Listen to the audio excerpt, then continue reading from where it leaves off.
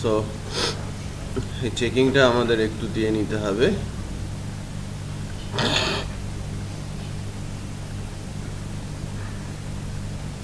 কোথায় কার্ড, তারপরে আছে আমাদের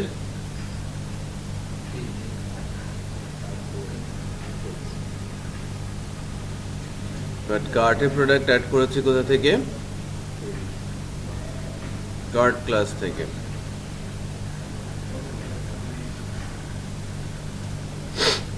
যে অ্যাড টু কার্টে প্রোডাক্ট আইডিটা আমরা ডাটার মধ্যে থেকে পাচ্ছিলাম।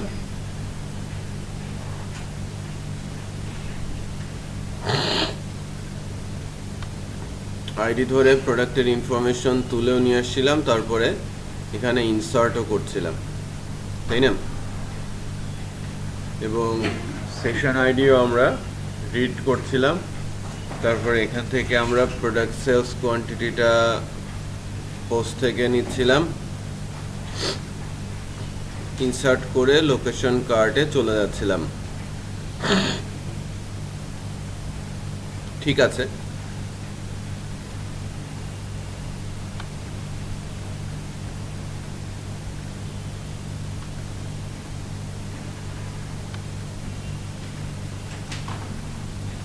এবং কার্টের প্রোডাক্ট এখান থেকে ডিসপ্লে করছিলাম। ইনসার্ট করার আগে আমরা একটা চেকিং এখান থেকে দিব।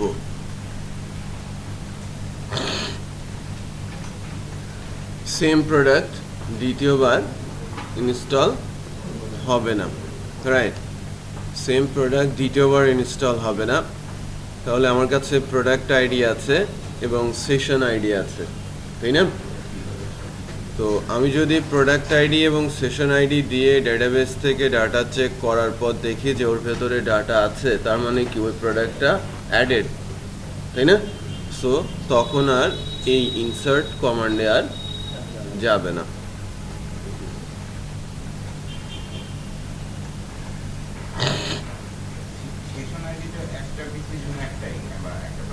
একটা ব্রাউজারের জন্য একটা।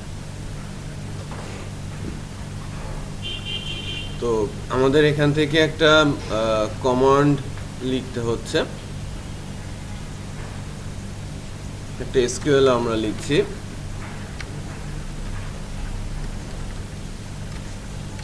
Select star from TBL cart underscore temp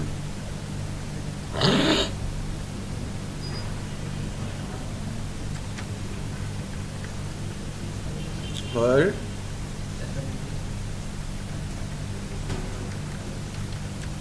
এভাবে আছে session ID equal dollar session ID,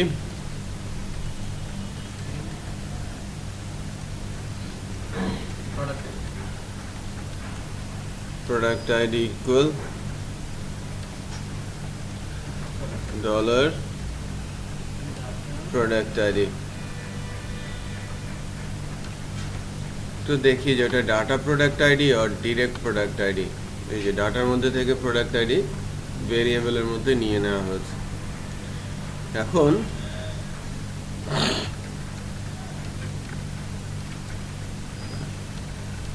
MySQL কোয়েরিতে আমরা SQL পাঠাচ্ছি,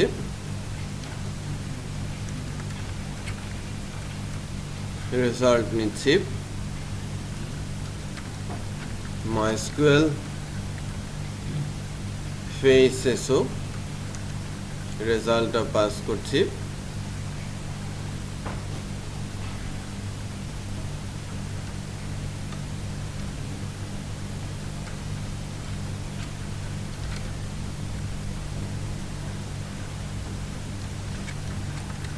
product info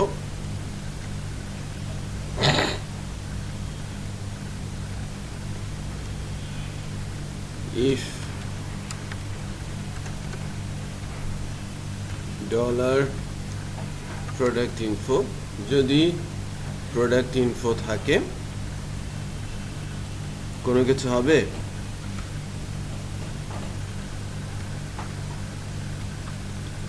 প্রোডাক্ট ইনফো মানে প্রোডাক্টটা ওই সেশনে অলরেডি অ্যাডেড, মানে আমি এর আগেও এই প্রোডাক্টটা কার্টে অ্যাড করেছি, সেটা কি আর অ্যাড করার দরকার আছে? সরাসরি আমি কার্টটা দেখিয়ে দিব, আদারওয়াইজ ইনসার্ট করবে এবং কার্টটা দেখিয়ে দেবে। বুঝতে পেরেছেন? দেখেন কিছুক্ষণ আগে আমি যে টুইন মস অ্যাড করেছিলাম, না ওইটা তো অ্যাড হয়ে গেছে, আমি আরও একবার ট্রাই করছি, আমি আরও একবার টুইন মসকে অ্যাড করব।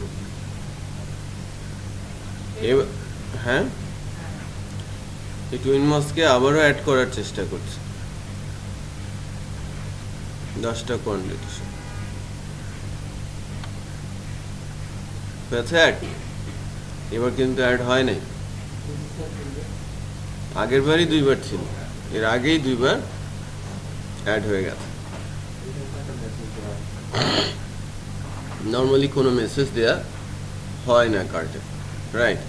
আচ্ছা, আমরা কি এই ক্যালকুলেশনটা করেছিলাম? এই ক্যালকুলেশনটা আমাদের করতে হবে। হোম পেজে অ্যাড করব, বাট এই বিষয়টা আমাদের একটু মাথায় থাকতে হবে।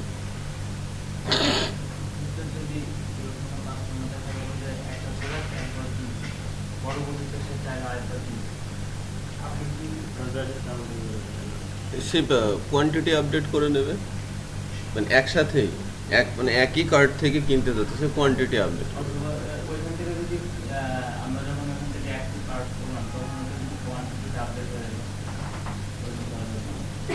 না, সেটা আপনি করতে পারেন, বাট নর্মালি সে একই কার্টে 2টা প্রোডাক্ট ওভাবে অ্যাড করতে দেওয়া হয় না, তার তো একটা প্রসেস আছে, সে কোয়ান্টিটি আপডেট করেন। আচ্ছা, ওই চেকিংটা আমরা কিন্তু পেয়েছি। এখন বলা হচ্ছে যে ডিরেক্ট অ্যাড কার্টে অ্যাড করতে দেওয়া। একই ফাংশন দিয়ে আমরা কিন্তু এটা করতে পারবো, অ্যাড টু কার্টে আমরা যেতে পারবো একই ফাংশন দিয়েই, বাট একটা চ্যালেঞ্জ যদি আমরা হোম থেকে করি, এখানে আছে, সেটা হচ্ছে, আচ্ছা আপনারা কিন্তু এই গ্যালারিটা নিজেরা বানাতে পারবেন। এখন ইমেজ আপলোড করতে শিখিয়েছি না অ্যাডমিন প্যানেলে? হ্যাঁ, অ্যাডমিন প্যানেলে 4-5টা ইমেজ আপলোড করে দেবেন, যেটা স্লাইডার ইমেজ বলবেন, একটা টেবিল করে নেবেন, যেটাকে অ্যাক্টিভ করবেন, সেই ইমেজগুলো এখানে এসে ডিসপ্লে করবেন। এটা করে নিতে পারবেন কিন্তু। এই যে এগুলো অ্যাড জোন, এটা একটা বক্স, আমি যদি বলি অ্যাড 1, এটা কি আমার অ্যাড 2, এটা আমার অ্যাড 3, অ্যাড 4। হ্যাঁ, অ্যাডের জন্য আলাদা একটা টেবিল নিলেন আপনি, অ্যাড ওখানে ক্রিয়েট করে রাখছেন, কোন অ্যাড কোন পজিশনে বসবে সেটা আপনি বলে দিচ্ছেন, এসে বসে যাচ্ছে। বিষয়টা বোঝা যাচ্ছে? যে এইগুলো কিন্তু এখন ম্যানেজ করা সম্ভব। আচ্ছা, এখান থেকে যখন অ্যাড টু কার্ট বলা হচ্ছে, ঠিক আছে, আমি ডিরেক্ট যদি এখান থেকে অ্যাড টু কার্ট করি, সেক্ষেত্রে কোয়ান্টিটি দেওয়ার অপশন নেই, কোয়ান্টিটি ডিরেক্ট বসে যাবে কত? 1। তো আমি ওই ফাংশনে গিয়ে, যেটা এখান থেকে একটা ছোট্ট প্রবলেম হবে কি, আমি যদি এই ফাংশনটা ইউজ করি, সেক্ষেত্রে দাঁড়ান, সেক্ষেত্রে আমার প্রোডাক্ট আইডি আছে, এই সেলস কোয়ান্টিটিটা আমি কোথা থেকে পাচ্ছি? পোস্ট থেকে কিন্তু সেলস কোয়ান্টিটিটা পাচ্ছি না, বোঝা যাচ্ছে? এবং এই যে ডাটা অ্যারে যেটা পাঠাচ্ছে, ওখান থেকে যেটা ডাটা অ্যারে আসছে, আমি যখন ফ্রন্ট এন্ড থেকে ক্লিক করব তখন কিন্তু ডাটা অ্যারে আসবে না। আসবে ডাটা অ্যারে? ওখান থেকে তো কোনো অ্যারে আসবে না। ওখান থেকে আমি বড়জোর কি পাঠাতে পারি? প্রোডাক্টের আইডিটা পাঠাতে পারি। বুঝতে পেরেছেন? তো সেই ক্ষেত্রে এই ফাংশনটায় আমাকে আরেকটা লিখতে হবে। হ্যাঁ, এখানে কয়েকটা চ্যালেঞ্জ আছে, এখানে একটা অ্যারে নিচ্ছে, বাট আমাদের আসবে কি একটা আইডি। ওখান থেকে আমরা সেলস কোয়ান্টিটি পাঠাতে পারছি, এখান থেকে ডিরেক্ট যখন পাঠাচ্ছি তখন কিন্তু সেলস কোয়ান্টিটিটা আমরা পাঠাতে পারছি না। Add to cart from home এরকম একটা ফাংশন আমরা এখন লিখে নিব।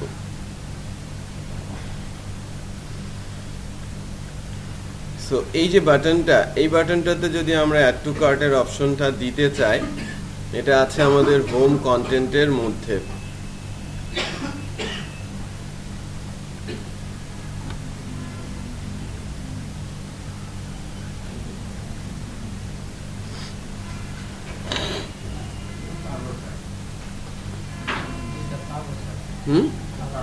পারা যাবে না? আচ্ছা, এটা কি পারা যাবে সবাই? নাহলে পরবর্তী স্টেপে মুভ করি আর কি। পারা যাবে না? আচ্ছা, আর একটা করে করতে হবে। এবার তাহলে আমি ডিলেট আর আপডেটটা দেখাই কার্টের। এখানে বেশ কিছু ইস্যু আছে কার্টে। আরেকটা জিনিস খেয়াল করেন, আমরা কার্টে যাওয়ার কোনো অপশন নেই, আমি কোথাও ক্লিক করে কার্টে যেতে পারছি না, পারছি? সেটা করতে হবে। এখানে ধরলে আমার কি প্রোডাক্ট কার্টে অ্যাড করা আছে সেটা আসতে হবে। এটা নিয়ে আসছেন? Good, very good. দেখেন চলে আসছে, অনেকে কিন্তু ট্রাই করছে এবং পেরে যাচ্ছে, রাইট। এখানে ক্লিক করলে আমাদের কার্টটা ডিসপ্লে করবে, সে অবস্থা করতে হবে। কারণ আমি যদি এখন কার্টে যেতে চাই, আমাকে কি করতে হবে? একটা প্রোডাক্ট কার্টে অ্যাড করে দেন যেতে হবে, তাই না? আমাকে একটা প্রোডাক্ট কার্টে অ্যাড করে দেন আমাকে কার্টে যেতে হচ্ছে। সো আমার যে কার্ট পেজটা লিঙ্ক, এখানে ক্লিকেবল বা এই যে এখানে নিচে আছে না ভিউ কার্ট, ধরেন ভিউ কার্ট করলে কার্টে চলে যাব, কার্টে চলে যেতে হবে। আর এই জায়গায় কার্টের প্রোডাক্টগুলো এসে ডিসপ্লে করতে হবে, কারণ আমাদের কার্ট টেবিলে ডাটা তো তোলাই আছে, রাইট? এটা এনে এখানে কিন্তু দিয়ে দিতে হবে। ওটা করব, এখান থেকে এই ক্রস বাটন প্রেস করলে এটা এবার রিমুভও হয়ে যাবে। আচ্ছা, এখান থেকে নিয়ে আমরা এখন যেটা শিখবো সেটা হচ্ছে আপডেট আর রিমুভ। তারপরে আছে ডিসকাউন্ট অপশন, রাইট? তারপরে টোটাল পেমেন্ট ফিস মানে শিপিং ফিস, যদি ট্যাক্স থাকে ট্যাক্স বা ভ্যাট, তারপরে টোটাল ক্যালকুলেশন, এই বিষয়গুলোতে আসতে হবে। ইউজ একটা ফর্ম আছে লগ ইন এবং রেজিস্ট্রেশনে, বিলিং ইনফো, শিপিং ইনফো, এটা আমাদের সেভ করে দিতে হবে। শিপিং মেথড আছে, দেন পেমেন্ট মেথড আছে, terms and condition, then confirm process আছে, এদিকেও আমাদের যেতে হবে।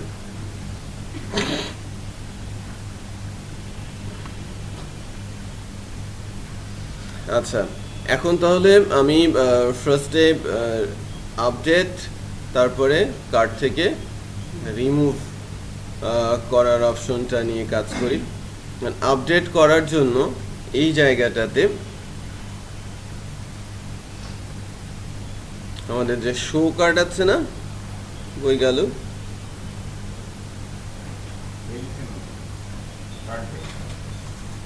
কার্ট পেজে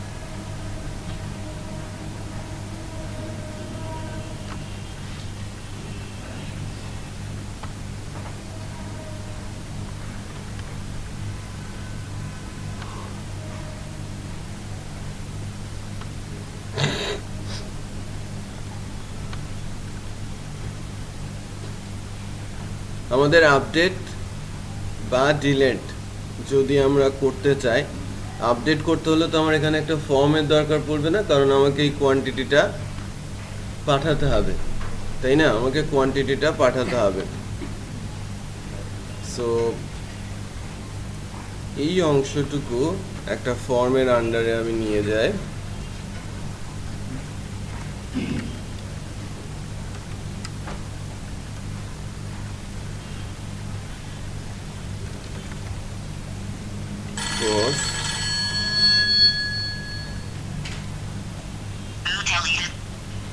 হ্যালো, হ্যাঁ হ্যালো।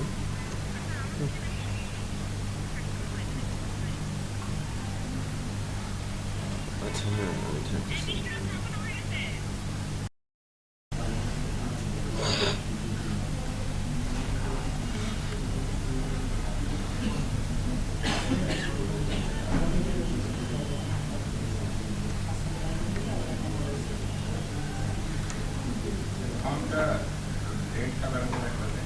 হুম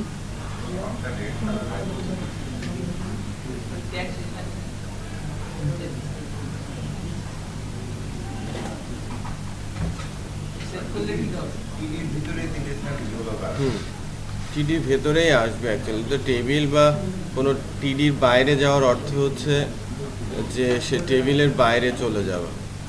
হুম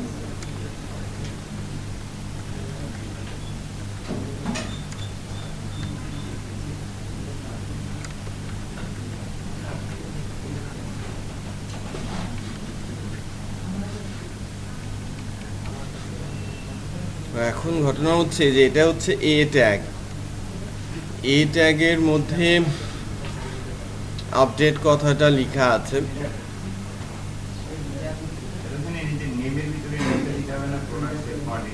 হ্যাঁ সেটা তো আমাকে ডেফিনেটলি লিখতেই হবে, বাট এটা তো আগে একটা সাবমিট বাটনও আমাকে বানাতে হবে।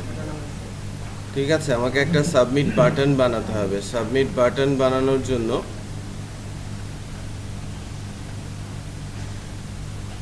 তো অ্যাঙ্করিং করা আছে।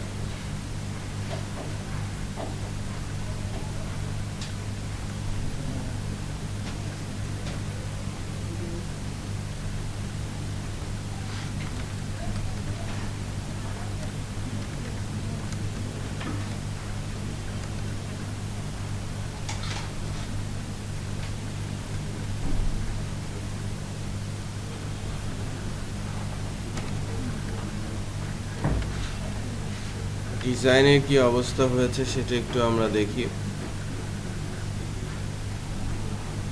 একটা বাটন মোড চলে আসে, তাই না? ঠিক আছে, এখন এটাতে ক্লিক করলে এটা কিন্তু সাবমিটও হচ্ছে। খেয়াল করেছেন? ক্লিক করলে এটা সাবমিটও হচ্ছে। আর এটা ক্লিকেবল থাকলে, রিমুভটা ক্লিকেবল থাকলে কোনো সমস্যা নাই, রাইট? রিমুভটা ক্লিকেবল থাকার কারণে একটা রেফারেন্সে যাবে, রেফারেন্সে যে ওটা রিমুভ করবে আর কি। বাট এটা সাবমিট হতে হবে।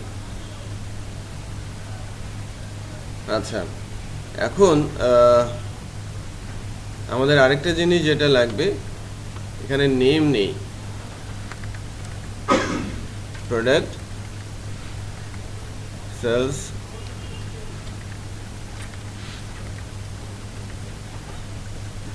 কোয়ান্টিটি।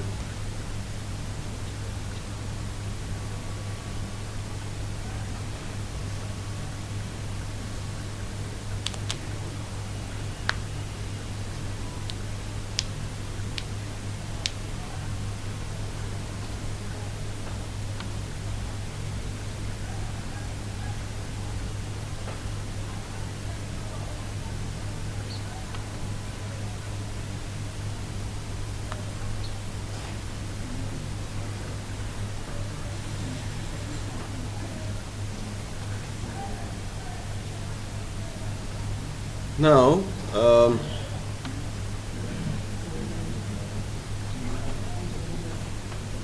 এখানকার উপরে কোনো অ্যাকশন দেওয়া আছে? আমরা কার্ট ক্লাসে যাব।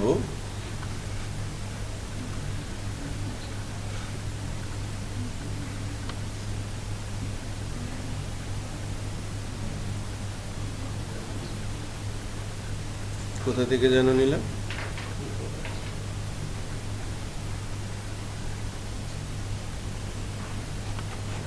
এখান থেকে নিয়েছি।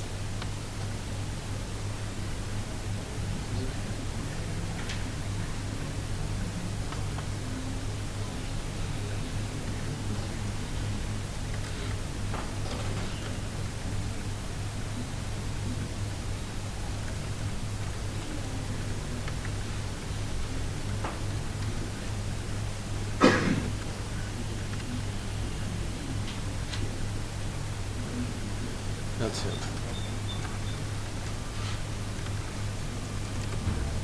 আমরা তো আছি কার্ট এর আন্ডারে কার্ট পেজে, তাই না? সো আমরা কার্টের আন্ডারে কার্ট পেজ, অবজেক্ট কার্ট তো আমার এখানে আছেই, আছে না অবজেক্ট কার্ট? তো আমি যদি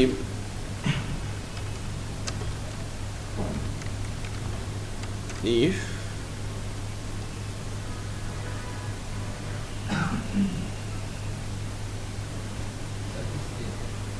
হ্যাঁ তো এই সেটে যাবই, বাটনটার নাম যেন কি দিলাম, বাটন আপডেট পোস্ট,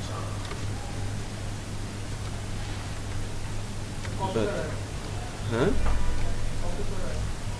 হ্যাঁ বাটন আপডেট হয়। সেক্ষেত্রে আমরা কি করব, অবজেক্ট কার্ট ফাংশনের নাম হচ্ছে আপডেট কার্ট প্রোডাক্ট, আর পোস্ট। এখন আমরা যখন আপডেট করতে যাব সেক্ষেত্রে কিন্তু আইডিটা, প্রোডাক্টের আইডিটা আমার লাগবে না?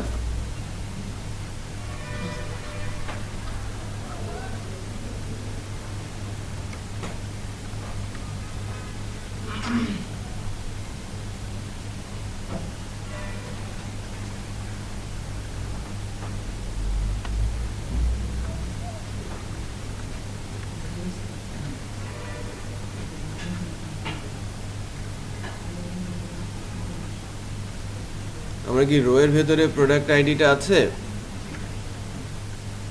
রো এর ভেতরে প্রোডাক্ট আইডি আছে, এখান থেকে আমি নিয়ে নিচ্ছি আমার প্রোডাক্ট আইডিটা।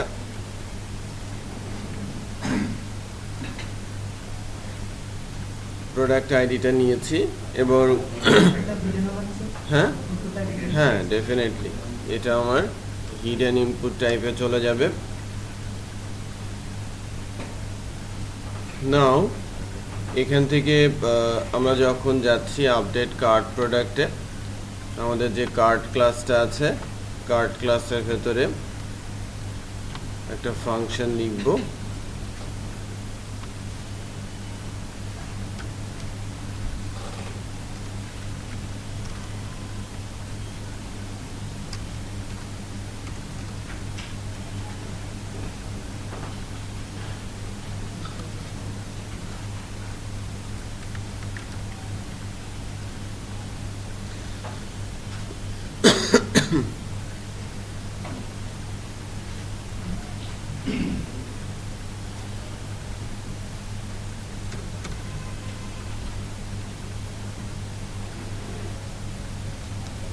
না এখান থেকে যেটা করা হবে, একটা SQL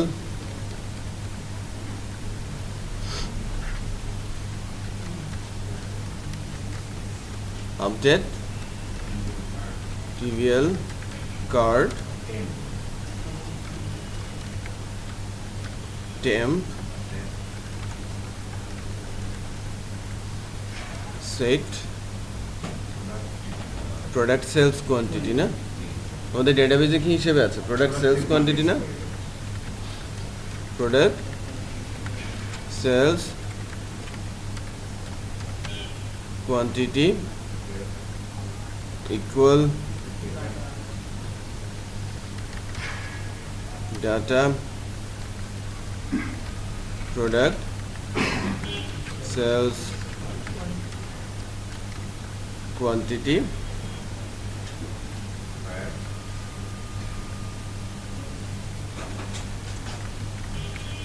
where product ID equal data product ID শেষ। সেশনটা দিতে হবে না? এই একই প্রোডাক্ট তো অন্য কেউ আপডেট করতে পারে, তো সেক্ষেত্রে আমাদের সেশন আইডিটা লাগবে না? আচ্ছা, সেশন আইডিটা আমাকে ধরতে হবে।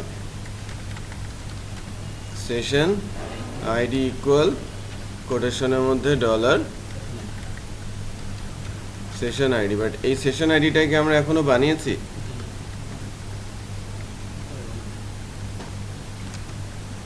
Session ID equal session underscore, বোঝা যাচ্ছে? আমার এই সেশন আইডিটা তো লাগবে। অনেকেই বুঝতে পারছে না, যেমন সাকি, কিছুই বোঝা যাচ্ছে না।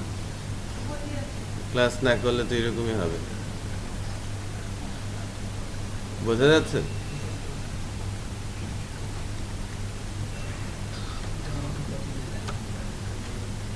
হুম হুম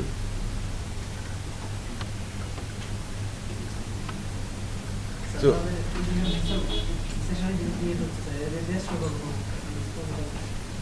হ্যাঁ, সেশন ডেস্ট্রয় হবে কখন?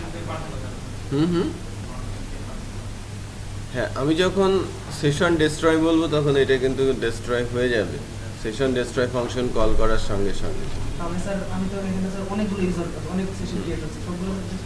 না, আলাদা আলাদা ব্রাউজার।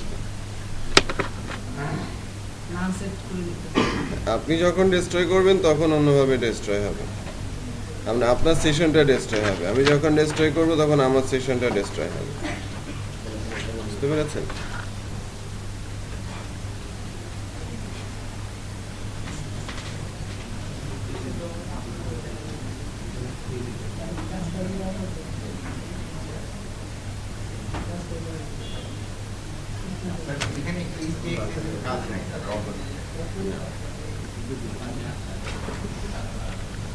MySQL query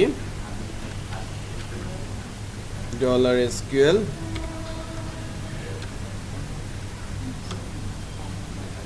এরপর আপনাকে কি করতে হবে? হেডারটা রিলোকেট করে দিতে হবে।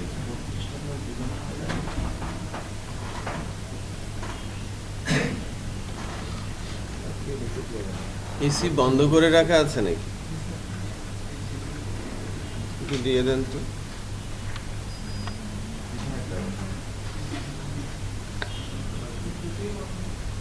আমি আবার কার্টে ফেরত যাচ্ছি।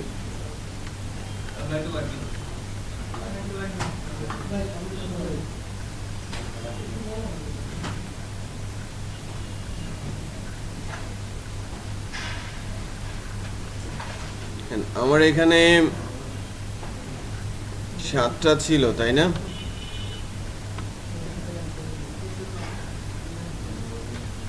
আমি 5টা করে দিচ্ছি। আপডেট করছি। আপডেট হয়েছে না? কিন্তু আপডেট হয়েছে, তাই না?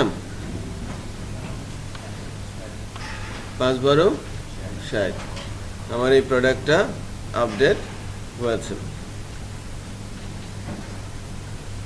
আরেকটা কাজ একটু করতে হবে, এটা হোমওয়ার্ক। লিখে নেন হোমওয়ার্ক নাম্বার 1। আনোয়ারের HW।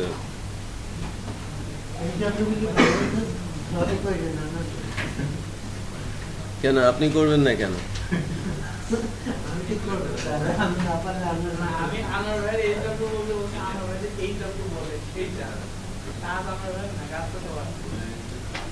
আচ্ছা, HW নাম্বার 1 আরো আসতে পারে। মনে করেন আমি এটা 0 দিয়েছি। 0 মানে কি? আমি কার্ট থেকে প্রোডাক্ট তুলে শেলফে রেখে দিলাম, তার মানে ওই প্রোডাক্টটার কার্টে দেখা যাবে না। তার মানে আমি আপডেট করলে এটা কার্ট থেকে রিমুভ হয়ে যাবে। বোঝাতে পেরেছি?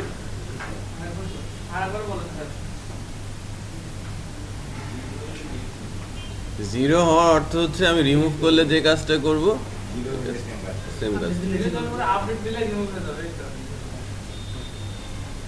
0 দিয়ে আপডেট করলে কার্ট থেকে, হ্যাঁ, এই প্রোডাক্টে কার্টে আর দেখাবে না, কার্ট থেকে রিমুভ হয়ে যাবে, মানে ডিলিট হয়ে যাবে। অ্যাকচুয়ালি টেম্পোরারি কার্ট টেবিল থেকে ডিলিট হয়ে যাবে।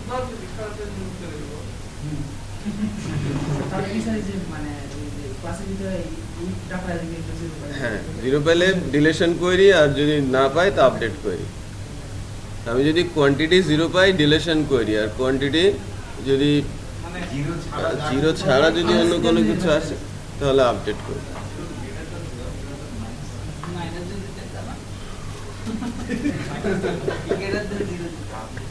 গ্রেটার দেন 0 দিতে হবে।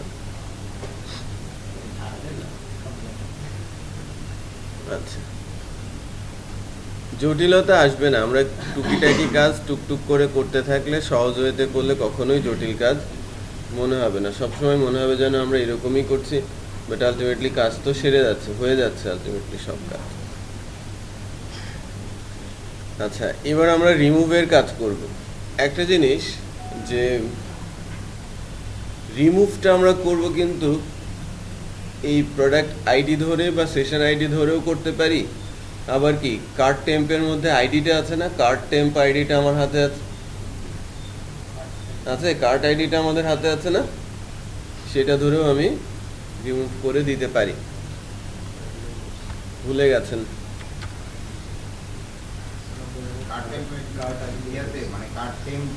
টেম্প টেবিলের একটা আইডি আছে না, সেটা তো প্রাইমারি কি, ওইটা দিয়েও তো আমরা ডিলিট করে দিতে পারি।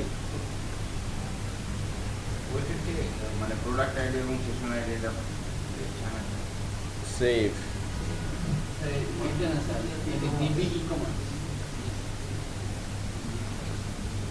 এত বড় বড় নাম।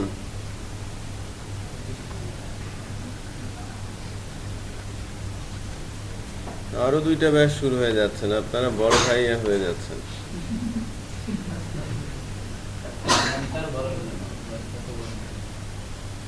সেটাই, আপনাদের তো শেষ করতে পারছি না, আপনাদের শেষ করে দিলেই ওদের শুরু। সিলেক্টেড, ভর্তি টর্তি সব হয়ে গেছে,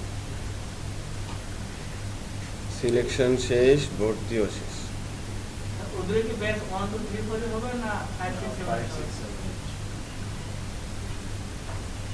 হ্যাঁ, ডেফিনেটলি 5, 6, 7, 8ই যাবে, যেটা আমি 5 আর 8 নিব আর কি।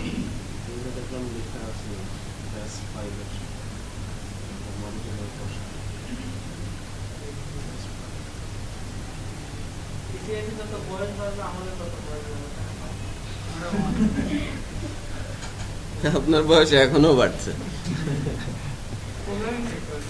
আচ্ছা,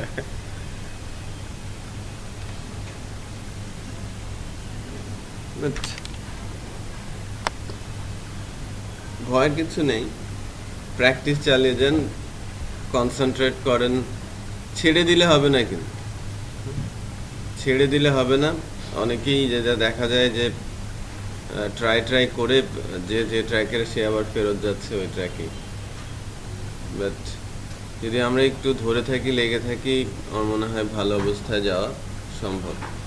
আগে তো ফ্রিল্যান্সিং বলতে কিছু ছিল না, রাইট? এখন তো আবার কিছু আর্ন করার স্কোপ তৈরি হয়েছে। ফ্রিল্যান্সিং অনেক সাইট এসেছে, অনেকভাবে সেখান থেকে আর্ন করা সম্ভব হয়।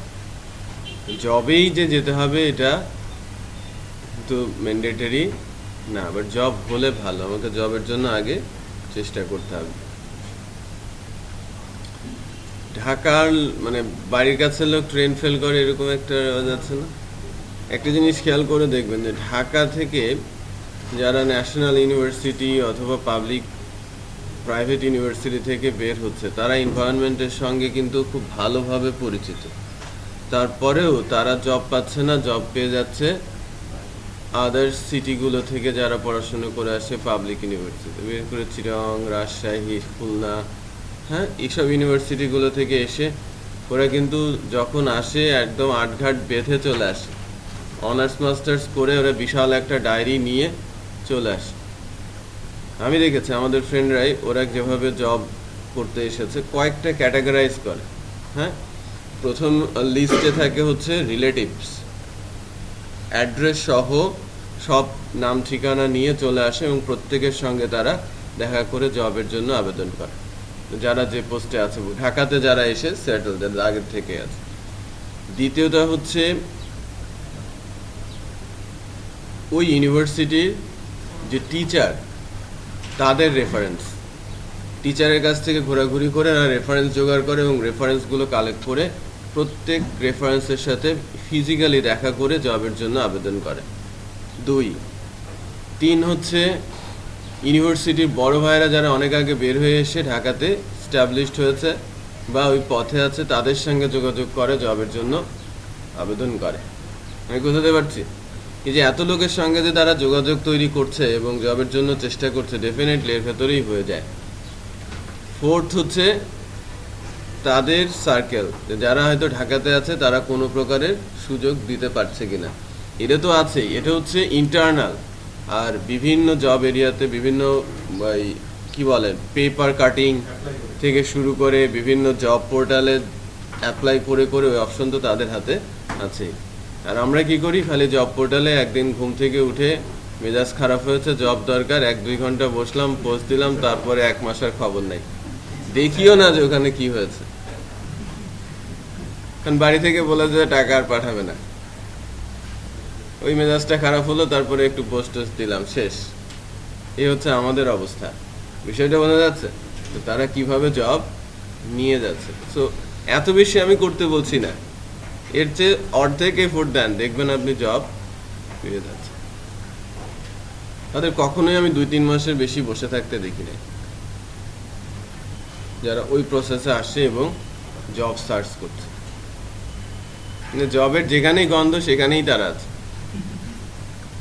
সেটা বুঝতে পেরেছেন? এতটা সহজ না ফার্স্ট জব পাওয়াটা। বাট ফার্স্ট জব পেলে আপনি 1000 জব ছেড়ে দেন, কোনো সমস্যা নেই। বাট যারা বেশি বেশি জব ছাড়বে তাদের আবার আমরা নেই না, বুঝতে পেরেছেন? এই কারণে যদি জব ছেড়েও থাকেন সিভিতে উল্লেখ করবেন না,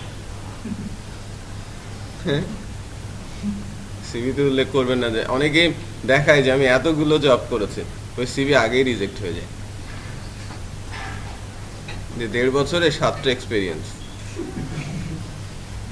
ওই সিভি আগেই রিজেক্ট হবে। বা 3 বছরে 5টা এক্সপিরিয়েন্স, ওই সিভিগুলো আমরা ইন্টারভিউ নেই না, বিশেষ করে আমি তো নেই না। যখন ইন্টারভিউ যাই, সিভি যখন সর্ট করা হয় আমার কাছ থেকে জেনে নেয় কোন কোন ক্রাইটেরিয়া বাদ দিয়ে দিতে হবে। আমি এডুকেশনাল ব্যাকগ্রাউন্ডের ওই পাতাটা ছেড়ে দিতে বলি, 1। 2 নম্বর হচ্ছে জব এক্সপিরিয়েন্সের উপর বেস করে পার ইয়ারের জন্য একটা এক্সপিরিয়েন্স থাকে মিনিমাম। তার মানে 3 বছরে মিনিমাম সে 3টা কোম্পানি সুইচ করতে পারে, এর চেয়ে বেশি হলে ওটা বাদ, ওই সিভি আমার কাছে আসবে না। 2 হচ্ছে পোস্টের চাইতে সে যদি হাই কোয়ালিফাইড হয়, ওভার স্মার্ট হয়, সে সিভি বাদ, ঠিক আছে? সো কয়েকটা ক্যাটাগরি পার করে ওই সিভি পেজটা আমার কাছে আসবে, তখন ইন্টারভিউ নেই। আমার যেমন দরকার, আমার মাটি খোঁড়ার লোক দরকার, আমি কিন্তু ওই ড্রিল মেশিন লোক চালানোর লোক চাচ্ছি না, বা বুলডোজার যারা চালায় তাদের চাচ্ছি না। সে কোদাল দিয়ে কুপিয়ে কাটতে পারলেই হবে। কোথায় যাচ্ছে? একটু চেষ্টা করে যেতে হবে, চেষ্টা করলেই দেখবেন যেন সুযোগ আসছে, আর ওই সুযোগটাই কাজে লাগাতে হবে। এফোর্ট। আর জব না পেয়ে হতাশ যদি হয়ে যান, পড়াশোনা প্রচুর করেন, হতাশা থেকে প্রচুর পড়াশোনা করে আপনি স্কিলটাকে বাড়ান, স্কিল টেস্ট দিয়ে দেন না, আপনি আপওয়ার্কে স্কিল টেস্ট দেন, দেখেন না 4.5 পেয়ে তারপরে আমাকে 2 মাস পরে জিজ্ঞেস করেন আমি জব পাইনি, তখন দেখব। কেউ যদি 4.5 পায় কোনো একটা ট্র্যাকে, ওই ট্র্যাকে তো আর কাছে জব আসতে বাধ্য। বাট 4.5 পাওয়াটা কিন্তু অতটা সহজ না। যে কোনো একটা টপিক, আপনি HTML পরীক্ষা দেন, HTML CSS কাজ করেন, আপনি যদি 4.5 পান, আপনি HTML CSS কাজ করে আপনি বসে থাকতে পারবেন না, 2-3 ঘন্টার বেশি ঘুমোতেই পারবেন না। আপনি HTML CSS PHP Ajax MySQL কিছু কিছু জানেন, আপনার হাতে পড়াশোনার কত অপশন আপনি বুঝতে পেরেছেন? আপনার অবসর সময় আছে? কেউ যদি বলে আমার হাতে কোনো কাজ নেই, আপওয়ার্কে দেবেন, আপওয়ার্ক কোডেক্স, আপওয়ার্কে দিয়ে দেখেন, আপনাকে কাজ বিট করতে হবে না, আপনার কাছেই কাজ আসবে। সো আপনি কাজ বিট করতে আমি যাব না, আমার কাছেই কাজ আসবে। সো আপনি টার্গেট করেন যে আমি এত পাবো, পড়াশোনা করে পরীক্ষা দেন, ট্রাই করতে থাকেন, দেখবেন যেন একসময় আপনার কাছে আপনি আউটসোর্স করছেন, স্যার অনেক নিজেই ইয়ে করে রিকমেন্ড করে। হ্যাঁ, বুঝতে পেরেছেন? সো 4.50 টার্গেট হতে হবে, মানে অ্যাবভ 4 হলেই সেটা ভালো মার্কস, বাট 4-এর নিচে হলে চান্স কম, আপনাকে বিট করতে হবে। 4-এর উপরে হলে রিকমেন্ড করবে। সো আপনি যদি টার্গেট করেন যে কোনো 1-2টা টপিক নিয়ে যেটা আপনাদের কাছে ইজি মনে হচ্ছে, সেখানেও আপনারা লেগে পড়তে পারেন। So HTML, CSS, JavaScript, PHP, হ্যাঁ, MySQL, এগুলোর উপরে কিন্তু আপনারা শুরু করে দিতে পারেন, তাই না? তো সেক্ষেত্রে জব পাওয়ার যে লোডটা সেটা কমে আসবে, আর জবের স্কোপ তৈরি হবে। আপনাদের সামনে তো একটা সুযোগ আছে, জব ফেয়ারের সুযোগ আছে। সো একটু সিরিয়াস হন, দেখবেন যেন পেয়ে যাচ্ছেন। অনেকেই বেশ কিছুদিন ধরেই ট্রেনিং করছেন আমাদের আন্ডারে। ওই যে অনিক আছে, রিয়াদ আছে, এরা কিছুটা ডিমোরালাইজড, তাই না? যে আমরা এখনো কিছু পাচ্ছি না কেন। আমি বলেছি না যে একটু চেষ্টাটা বাড়াতে হবে।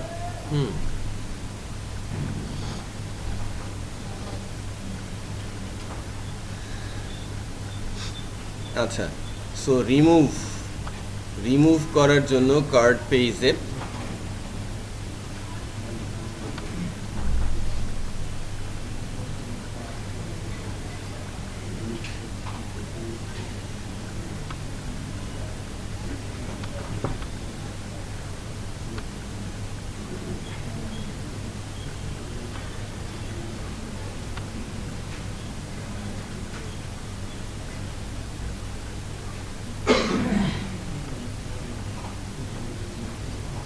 এটা না,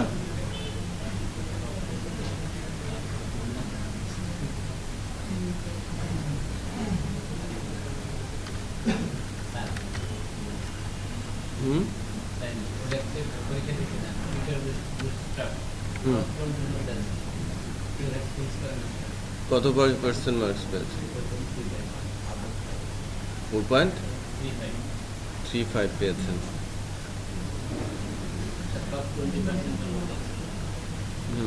টপ 20-র মধ্যে আছেন। টপ 2.50 পেলে 10-এর মধ্যে আসা যায়। 50 পেলে 3.5 পেয়েছেন না?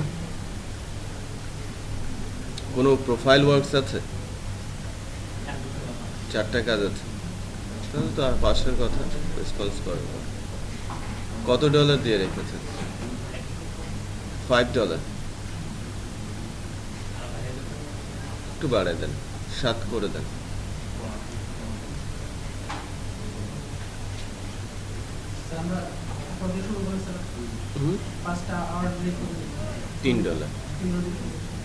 $3 দিয়ে শুরু করুন।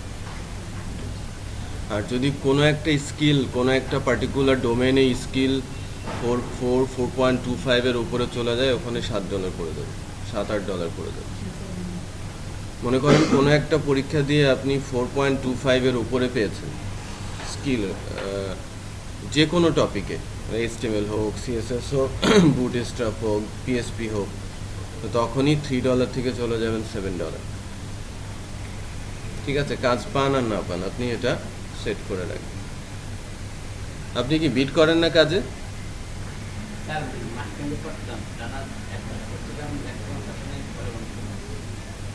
চেষ্টা করে যান, আসবে, রেসপন্স আসবে। আচ্ছা, এরপরে আমাদের এখান থেকে আমি কি পাঠাতে পারি? আমি প্রোডাক্ট আইডিটা পাঠাতে পারি, তাই না? সেশনটা তো আমি ধরতেই পারি আমার ফাংশনে গিয়ে, আবার কি কার্ড আইডিটাও, হ্যাঁ, কার্ড টেম্প আইডিটাও আমি পাঠাতে পারি। কোনটা দিয়ে করব? হ্যাঁ হ্যাঁ, কার্ড, হ্যাঁ, সহজ। আমাদের যে কার্ড টেম্প টেবিলটা আছে, কার্ড টেম্প টেবিলে কার্ড আইডি, তাহলে এখান থেকে আমরা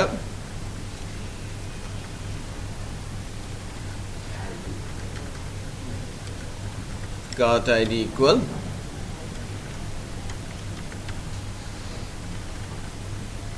PHP echo row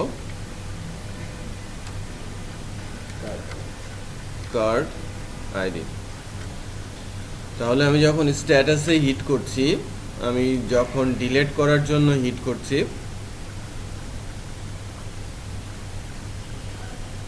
এখানে আমি যখন ডিলিট করতে চাচ্ছি,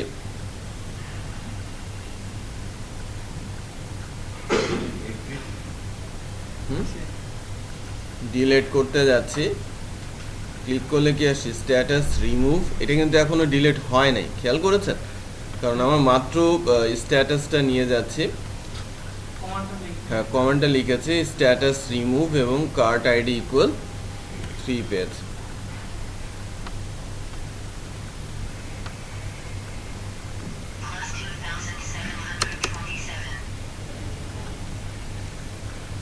তো এখান থেকে আমরা কি করতে পারি,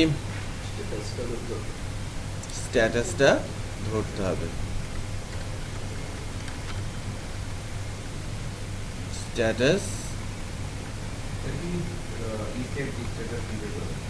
হ্যাঁ, আগে ভেতরে ধরে নেব।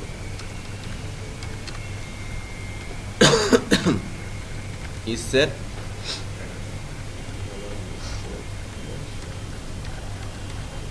get status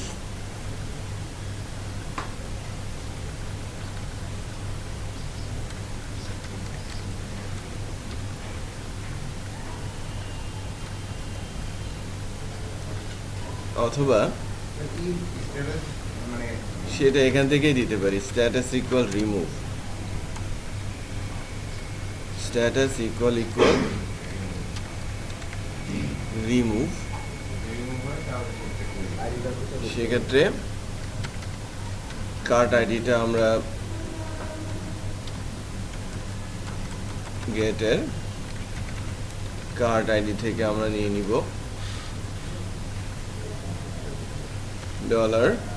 $obj cart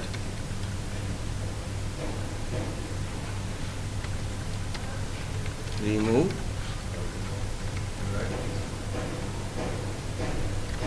cart product।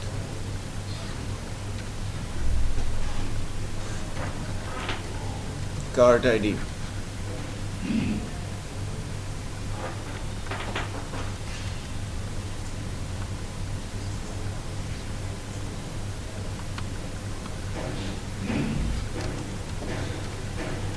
public function remove cart product,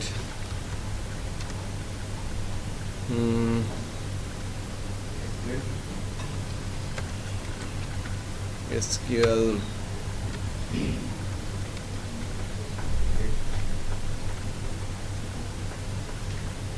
delete from table cart name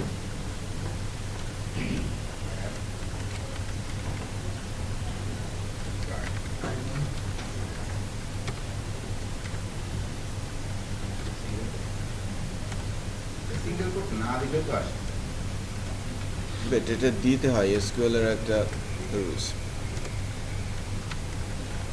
MySQL query $SQL, রিডিলেট করে ওই পেজে চলে যাবে। হ্যাঁ, আমরা আবার কার্ট পেজেই চলে যাব, লোকেশনটা সেট।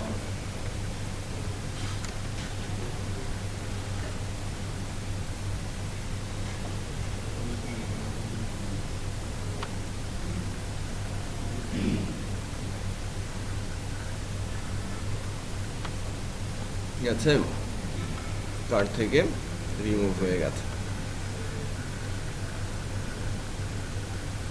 এবার আসি এই ক্যালকুলেশনগুলোতে।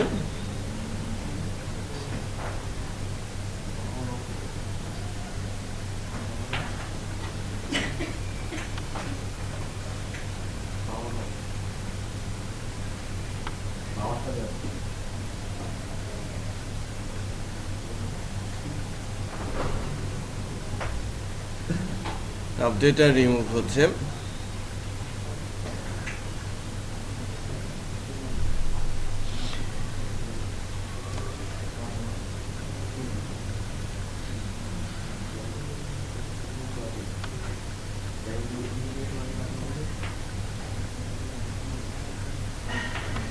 Coupon discount.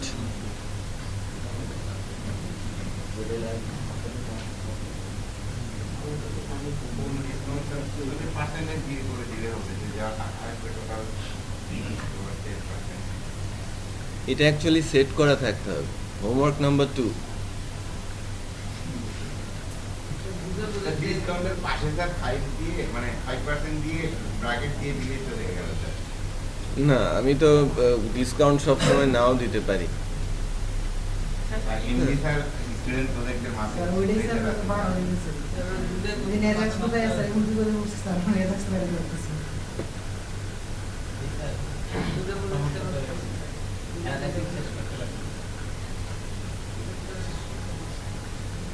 তাহলে এগুলো করবে কে?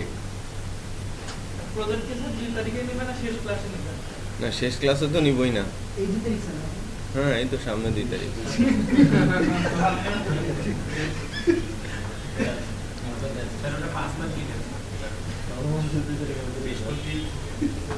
না স্যার 2 তারিখে নেন লোক শুনি রবিবার শুনি না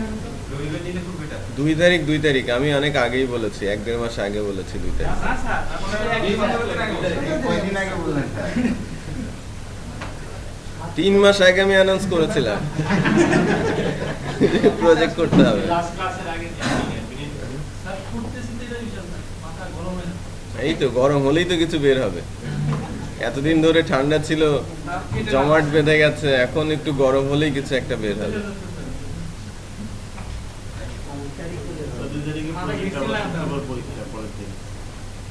না, পরীক্ষাটা পরে নিব। 3 তারিখের পরীক্ষাটা আমি পরে নিব। আপনারা পড়াশোনা করতে থাকেন, প্রয়োজনে ওই পরীক্ষাটা আমি ইভ্যালুয়েশনের সঙ্গে অ্যাড করে দিব। বাট প্রজেক্টটাই আসল। হ্যাঁ, প্রজেক্ট 2 তারিখে শেষ করে ফেলেন। না, 2 তারিখ। একটা ক্লাস এত সারি এত তাড়াতাড়ি চেঞ্জ করে দেন না, এখন হচ্ছে না। স্যার দেখেন পসিবল না। আপনাকে আপডেট দিয়ে দেব 5 তারিখ ছিল আমাদের আজকে কততম ক্লাস? 32 32 32, 33, 34, রবিবারে 35 35, 7 তারিখ শেষ 36। এত রিভাইজ করতেছি স্যার। স্যার 7 তারিখ শেষ হওয়ার কথা আমাদের 5 তারিখের পরীক্ষা। আমাদের ক্লাস সকালে আপনাদের 4 তারিখে শেষ হবে হুম 5 তারিখে আমাদের সকালে ক্লাস না আর 5 তারিখে বিকেল 2 তারিখ। স্যার 5 তারিখে দেন। না, 2 তারিখ। স্যার 5 তারিখে দেন স্যার। Please sir. না স্যার 2 তারিখ দেন সমস্যা থাকে দেন 5 তারিখ বাকিটা ওদের কম্পিউটারে 2 তারিখ কমপ্লিট দিতে মাত্র ধরিস না চুরি করে বলো আজকে মাত্র 3 দিন আছে। 3 দিনে আপনি কি করবেন? অ্যানালিসিস করবেন থিসিস করবেন 1, 2, 3। হ্যাঁ, আছে তো, সময় আছে। করেন, করতে থাকেন। 5 তারিখ থাকলে স্যার একটা হ্যাঁ বলেন না, 2 তারিখেই। স্যার 50% পরে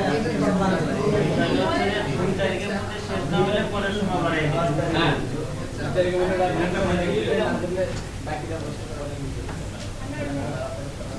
দেখেন কত ছোট ছোট কাজ আমাদের থাকতে পারে। এই কুপনের ইস্যুটাই আমি যদি ধরি, কুপন ডিসকাউন্টের যে বিষয়টা আছে, এটাকে যদি আমরা ধরি, এখানে একটা টেবিল মেনটেন করতে হয় অ্যাডমিন প্যানেল থেকে। তো যে আমি কুপন অ্যাড করছি, স্যার ও কত পার্সেন্ট কুপনের ভ্যালিডিটি দিচ্ছি, বা নাম্বার অফ কুপন কতবার এটাকে ইউজ করা যাবে সেটা আমরা করছি। এরকম হতে পারে যে আমি কুপনটা যখন অ্যাড করছি ডেটাবেসে, কুপনের একটা কোড দিচ্ছি, কতবার এটা ইউজ করা যাবে সেটা দিচ্ছি, টাইপ দিচ্ছি, কুপন টাইপ, এটা কি পার্সেন্টেজ অফ ডিসকাউন্ট হবে নাকি একদম ফিক্সড অ্যামাউন্ট ডিসকাউন্ট হবে। লাইক আমি টাইপ বলছি 1% আর 2 হলে ফিক্সড, আর রেটটা আমি দিয়ে দিচ্ছি ডিসকাউন্ট রেট। মনে করেন আমি বলেছি coupon type 1, that means percentage আমি 20 দিয়েছি, তার মানে 20% অফ হবে টোটালের ওপরে। আবার আমি কুপন টাইপ 2 দিয়েছি, তার মানে ফিক্স, আমি 500 টাকা ডিসকাউন্ট করছি। বাট সে প্রোডাক্ট কিনেছে 400 টাকা, আমি ডিসকাউন্ট দিচ্ছি 500 টাকা, এটা তো আর হবে না। নর্মালি রেশিও অনুযায়ী, পার্সেন্টেজ অনুযায়ী যায়। সো ডেটাবেজে যদি কোনো একটা কুপন সেট করা হয় যে আমি এটা ম্যাক্সিমাম 100 টাইমস ইউজ করতে দিব অথবা 200 টাইমস ইউজ করতে দিব, বাট সে কার্টে কুপন অ্যাড করছে, প্রোডাক্টটা হয় না, আমি কিন্তু কাউন্টারটা অ্যাড করব না বা যোগ করব না। বুঝতে পেরেছেন যে কুপনটা এতবার ইউজ হয়েছে। তো কুপনটা অ্যাড করতে হবে অ্যাডমিন প্যানেল থেকে, কুপন কোড দিয়ে যখন সেভ করা হবে, যদি কুপন কোডটা ডেটাবেজের সঙ্গে মিলে যায় এবং নাম্বার অফ ইউজটা যদি এখনও কি থাকে যা দেওয়া আছে তার চাইতে কম থাকে, সেক্ষেত্রে টোটালটার সঙ্গে অত পার্সেন্ট বা ফিক্সড অ্যামাউন্ট ডিসকাউন্ট হয়ে যাবে। আমি বোঝাতে পেরেছি? তো এটা যদি আমরা করতে চাই তাহলে আজকের ক্লাস খতম। এটা করা যায়, তাই না? এটা করা যায়, শেষ। আবার subtotal, payment fee, shipping fee আমরা একটা ফিক্স ধরে নিতে পারি। ট্যাক্স বা ভ্যাট, আমাদের দেশে ভ্যাট চলে, সারা ওয়ার্ল্ডের জন্য যেটা হয় বিভিন্ন জায়গায় করতে গেলে তখন ট্যাক্স ইনক্লুড করতে হয়, এবং ট্যাক্স ক্যালকুলেটরটা অনেক হিউজ একটা বিষয়। আমি ভ্যাটে যাচ্ছি বা ভ্যাটে যাব। বাট কুপন ডিসকাউন্টে কি, কুপন ডিসকাউন্ট আপনারা বলছেন হোমওয়ার্ক দিলে আপনাদের প্রজেক্টে হ্যাম্পার হবে। ফিক্স একটা ধরে আপাতত করেন স্যার, আপনি তো স্যার মানে ফুল থিওরিটা তো বলেই দিলেন যে এভাবে কাজ করবে।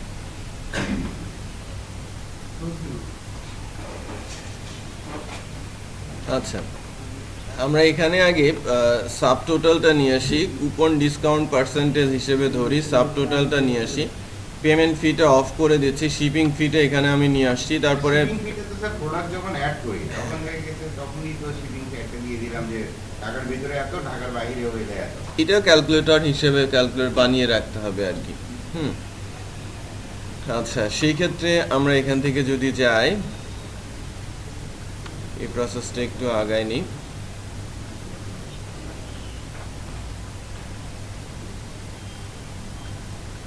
কার্ড পেজে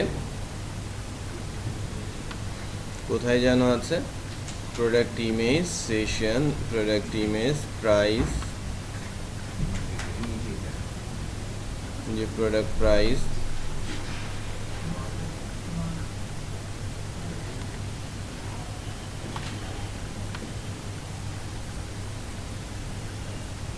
এই যে 200 কস্ট দেখাচ্ছে, এটা আমরা না রাখি।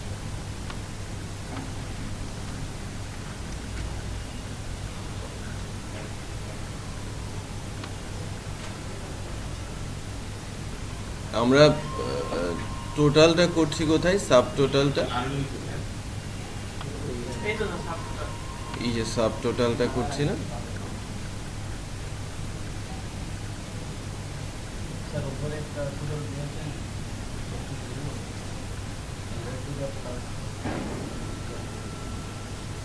এটা সাব টোটাল স্যার যে ডান পাশেরটা, আর নিচে সাব টোটালটা হচ্ছে আরো নিচে। আমাদের একটা হ্যাঁ,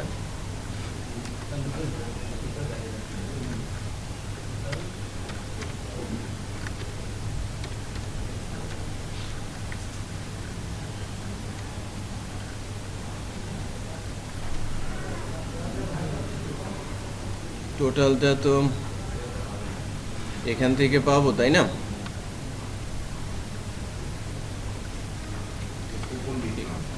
এইটা হচ্ছে অ্যাকচুয়ালি সাব টোটাল, তাই না?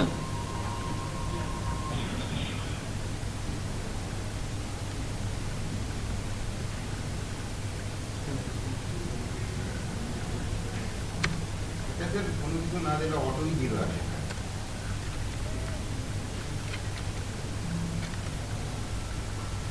ইকো করে দিয়েছি সাব টোটাল, এখান থেকে আমি ক্যালকুলেট করছি। ব্র্যাকেট হবে না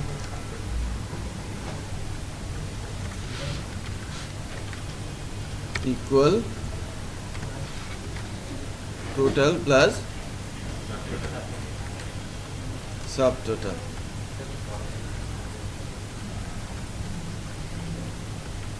এই টোটালটা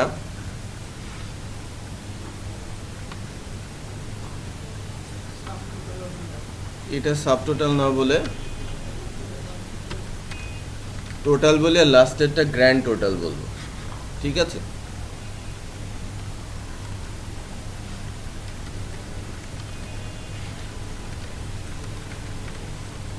ইকো টোটাল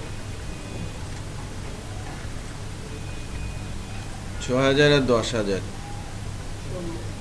১৬,০০০ এখানে আসছে। আমি বিডি দিও বিডিটি দিলাম, এটা তো জায়গা পেল না। আচ্ছা, কুপন ডিসকাউন্টটা টোটাল পরে বিডিটি দেন, তারপরে ওখানে টাকা থাকে।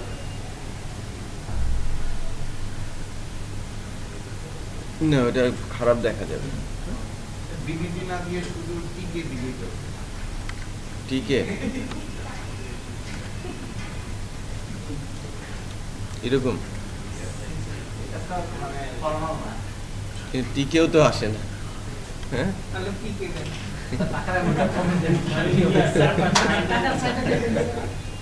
টাকার সাইনটা কোথা থেকে দিব?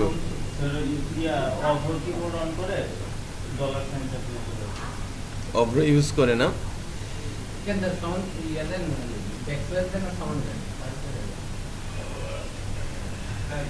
আচ্ছা,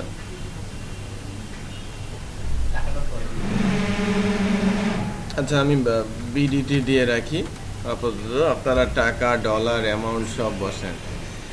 আচ্ছা, এখান থেকে আমি যেটা করব, কুপন ডিসকাউন্টের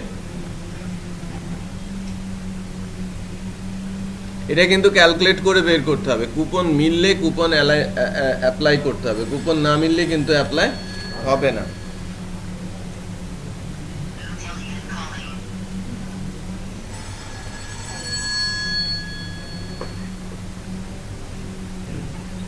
হ্যালো, হ্যাঁ হ্যাঁ বলো।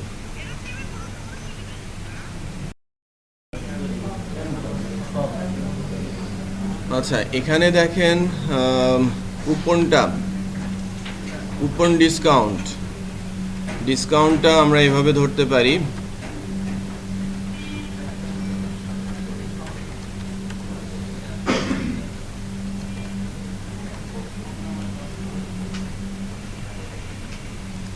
কুপন ডিসকাউন্টটা যদি আমরা রেশিও অনুযায়ী বা পার্সেন্টেজ অনুযায়ী যদি 10% আমি ডিসকাউন্ট দিব, ঠিক আছে? 10% আমি ডিসকাউন্ট দিব, তাহলে ডিসকাউন্টটা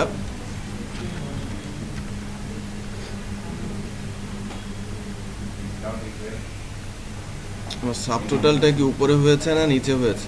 নিচে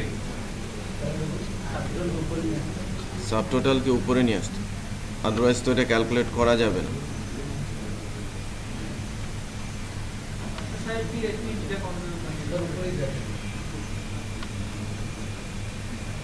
টোটালটা উপরে আছে না? টোটালের ইয়াটা জিরোটা করে না, সাব টোটালটা তো এখানেও আছে, উপরে আছে। ডিসকাউন্ট ইকুয়াল না, টোটালি আছে, টোটাল তো নিচে উপরে আছে। Total into 10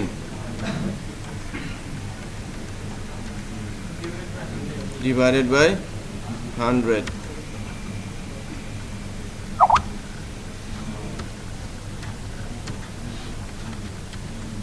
eco discount.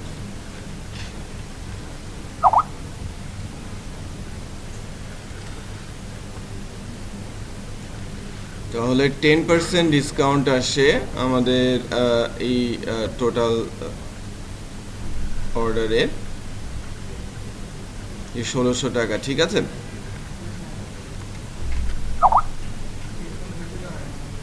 হুম, 10% ডিসকাউন্ট, ১৬০০ টাকা ডিসকাউন্ট আসছে, এটা মাইনাস ডিসকাউন্ট হিসেবে থাকবে। আচ্ছা, এরপরে আমাদের কি আছে? পেমেন্ট ফি, এটা বাদ দিচ্ছি। শিপমেন্ট ফি, এটা একটা স্ট্যান্ডার্ড ফি ধরা হয়, এটাও ডাইনামিকও হতে পারে লোকেশন ওয়াইজ, ঠিক আছে? শিপমেন্ট ফিটা, বাট পেমেন্ট ফি বা শিপমেন্ট ফিটা এটা পরবর্তীতে অ্যাড হয় শেষে গিয়ে, ঠিক আছে? পেমেন্ট ফি বা শিপমেন্ট ফিটা পরবর্তীতে অ্যাড হয়। তো এটাকে এখানে রাখছি না, এই জায়গায় চলে যাবে, যে এখানে আছে না সবার শেষে এখানে চলে আসবে পেমেন্ট ফি বা শিপমেন্ট ফি। এটা হচ্ছে আপনি লগ ইন করবেন রেজিস্ট্রেশন থাকলে, আর রেজিস্ট্রেশন না থাকলে আপনি বিলিং ইনফরমেশন দেবেন, শিপিং ইনফরমেশন দেবেন। এই যে দুইটা ফর্ম আছে এখানে, এখানে হচ্ছে বিলিং ইনফরমেশন, এটা হচ্ছে কাস্টমার রেজিস্ট্রেশন, আর এটা হচ্ছে শিপ টু শিপিং ইনফরমেশন আপনি এখান থেকে দেবেন, দিয়ে সেভ করবেন। সেভ, এখানে সেভ বাটন থাকবে, হ্যাঁ সেভ বাটনের পর আপনাকে সরাসরি লগ ইন করিয়ে নেওয়া হবে। আবার আপনি যদি আগে থেকে রেজিস্টার্ড হন এখান থেকে আপনি লগ ইন করবেন, লগ ইন করলে আর রেজিস্ট্রেশনের প্রয়োজন পড়বে না, শুধু শিপমেন্ট ইনফরমেশনটা দিতে হবে তখন। তারপরে আপনি shipping method, payment method select করে আপনি যখন কনফার্ম পারচেজ দেবেন পেমেন্টের ইয়েতে চলে যাবে। আমরা শিপিং মেথডটা তো ফিক্স করে দিব, স্ট্যান্ডার্ড শিপিং মেথড, আর payment method direct, direct, cash on delivery, আর একটা কি আছে পেপ্যাল। আমরা পেপ্যালের এপিআইটা ইউজ করবো যে কিভাবে আমরা আমাদের সাইটের সাথে পেপ্যাল ইন্টিগ্রেট করে দিতে পারি। আচ্ছা, তো এখান থেকে এই পর্যন্ত আসলো। পেমেন্ট আর শিপিংটা, শিপমেন্ট ফিটা আমি বাদ দিয়ে দিচ্ছি। ভ্যাটটা আমাদের ক্যালকুলেশনে আসতে হবে।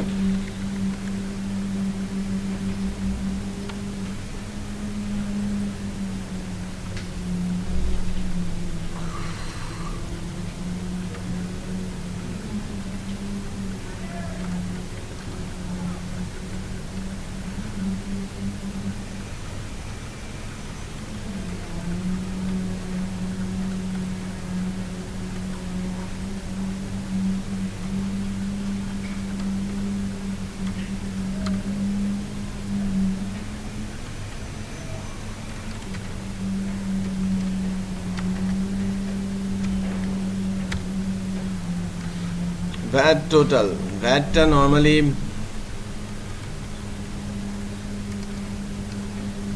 সংযুক্ত হয় আর কি ভ্যাট ক্যালকুলেশনের জন্য।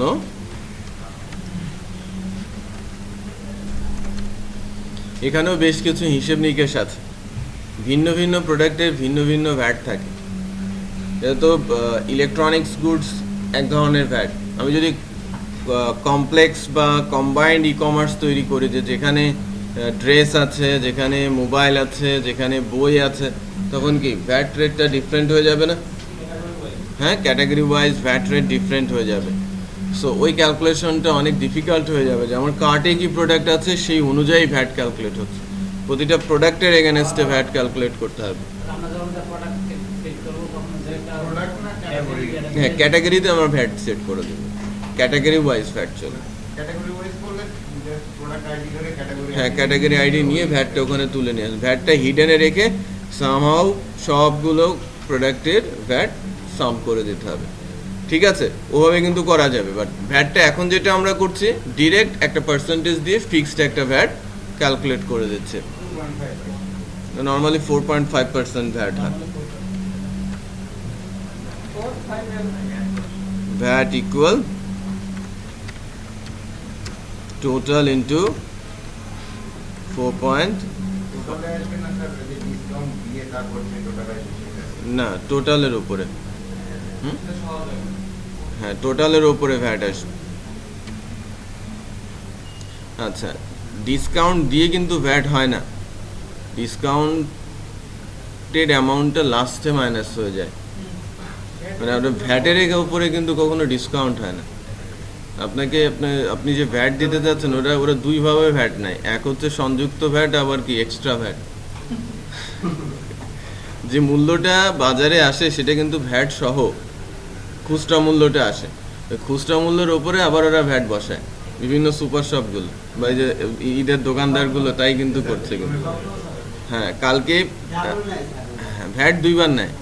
কালকে যেটা দেখলাম, ম্যাক্সিমাম প্রোডাক্টের ওপরে 2টা করে প্রাইস, লেটেস্ট প্রাইসটা মিনিমাম 400-500 টাকা করে বেশি। 2টা ট্যাগ কেন? বলে যে ভুলে লাগাইছে। আমি বললাম ভুলে লাগাইছে না, আগেরটার উপর পরেরটা লাগাতে বলছেন, উল্টাপাল্টা লাগাইছে। কোনটা? আর কিছু বলে না। তার মানে কোনটা লেটেস্ট, যেটা হচ্ছে উপরে আছে। যেটা দাম বেশি। দাম বেশি। মানে পুরনো প্রোডাক্টের উপরে ট্যাক্স চেঞ্জ করে করে দিচ্ছে।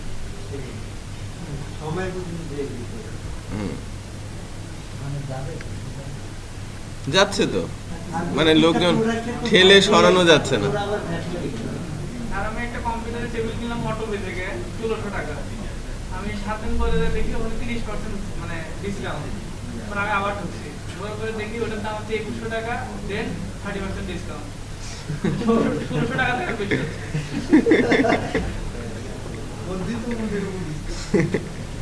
ঠিকই আছে, ব্যবসা তো ওদের কাছ থেকে শিখতে হবে, নাহলে ওরা পাওয়ার প্ল্যান্ট দেয় কি করে?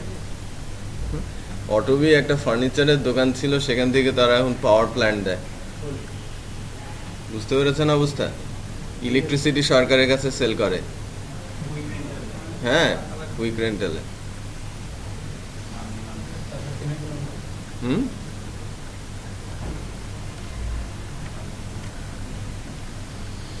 আচ্ছা, এই ভ্যাটটা আমরা এখান থেকে পেলাম।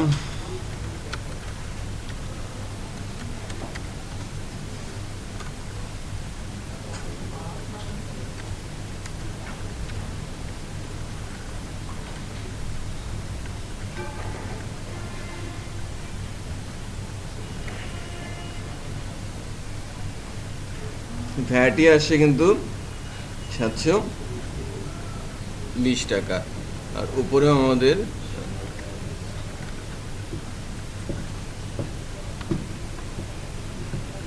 আচ্ছা এখান থেকে ডিসকাউন্ট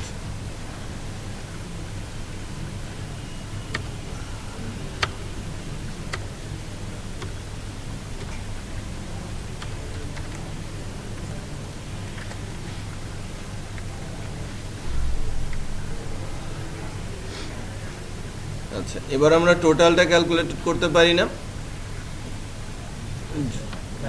টোটালের সাথে ভ্যাট যোগ হবে আর ডিসকাউন্ট মাইনাস হবে, grand total.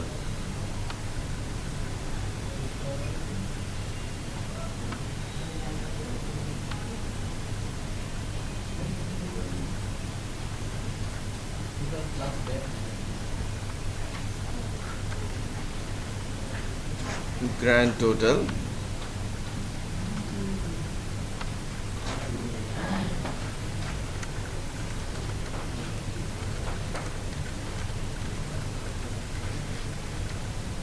total plus VAT minus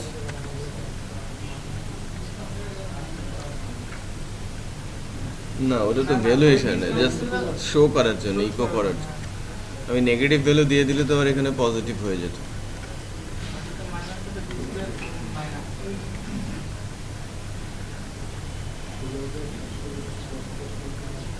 দাঁড়ান, ক্যালকুলেটর দিয়ে ক্যালকুলেট করেন।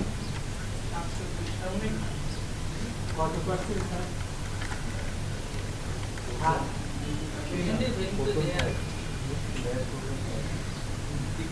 4.5, ঠিক আছে। তো আমার 16,000 থেকে 1600 টাকা বাদ দিয়ে 720 টাকা যোগ করে দিতে হবে, এটাই হচ্ছে আমার গ্র্যান্ড টোটাল, ঠিক আছে। আচ্ছা, তাহলে আমাদের ওই এরিয়াটা কাভার হলো। এবার যেটা করতে হবে, এখান থেকে রেজিস্ট্রেশন অ্যান্ড লগ ইন, ঠিক আছে। রেজিস্ট্রেশন অ্যান্ড লগ ইন যেটা করার সেটা আমাদের করতে হবে।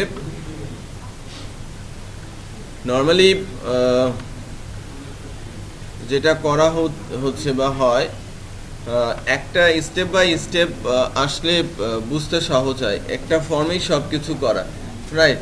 এর জন্যই দেখা যাচ্ছে যে কিছুটা হিজিবিজি মনে হচ্ছে আপনাদের কাছে, তাই না?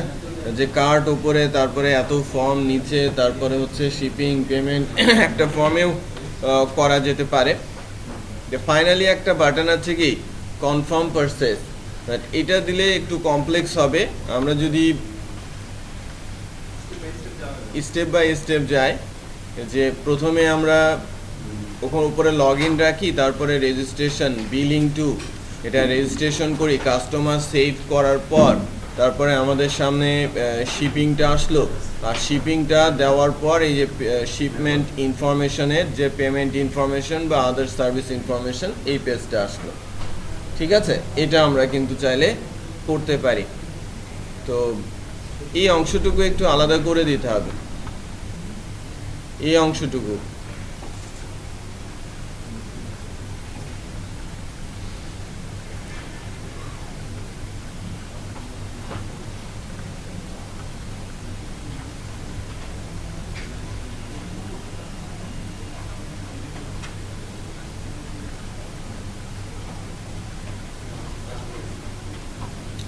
হাবিব আছে?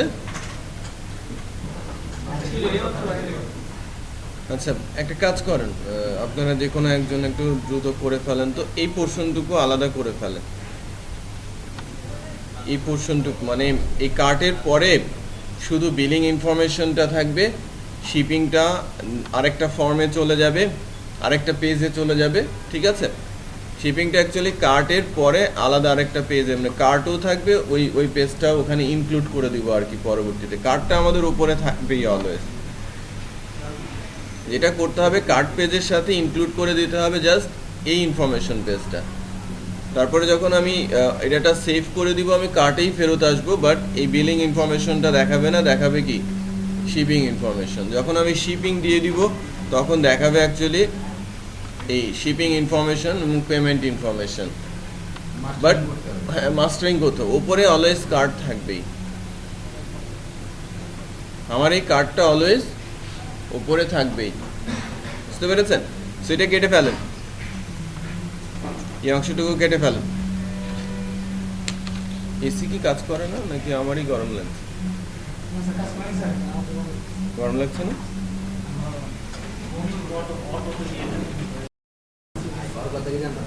আপনি যে স্যার মূল কার্ড পেজটা না, ওইখানে শুধু এগুলো ইনক্লুড করে নিয়ে গেলেই হবে। হ্যাঁ, একটা জিনিস খেয়াল করেন, আমি যেটা করতে চাচ্ছি এটা হয়ে গেলে আমাদের কাজটাও সহজ হবে বা বুঝতে সহজ হবে।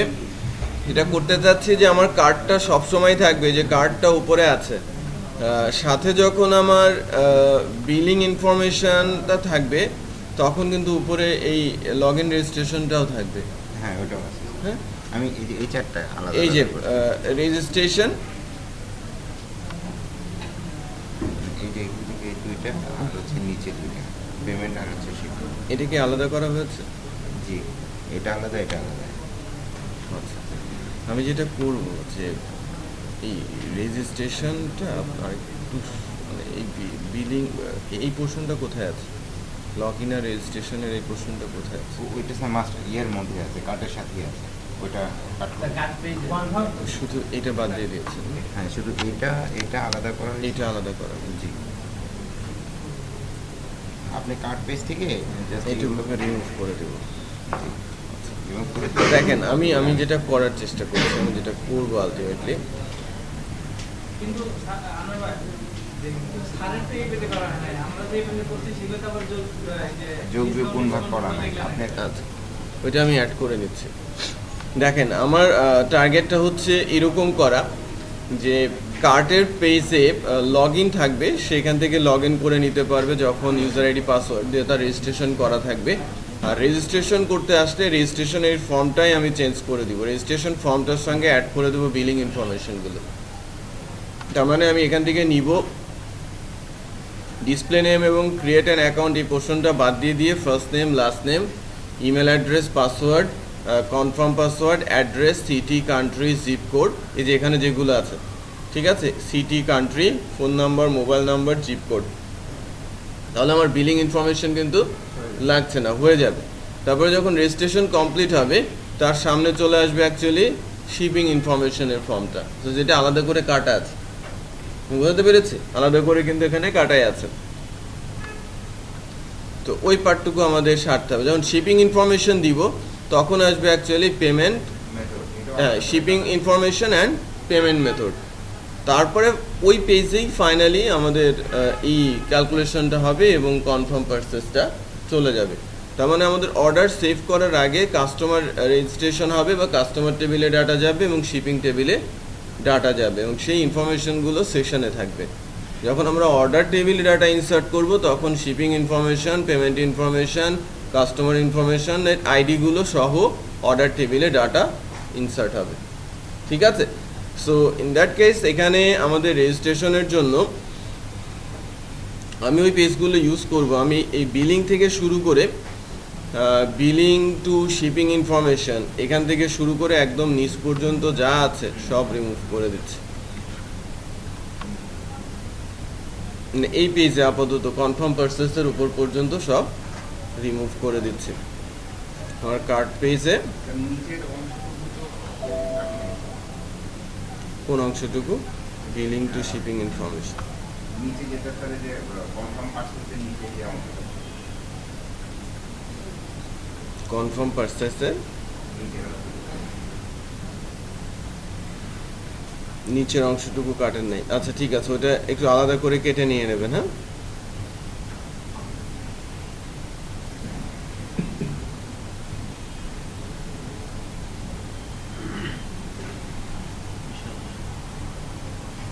মাইনাস থেকে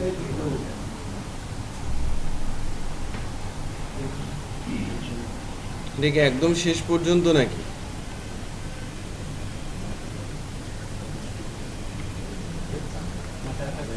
দুইশো 39 থেকে 238 থেকে অ্যাসাইড আছে? 283 পর্যন্ত হচ্ছে বিলিং।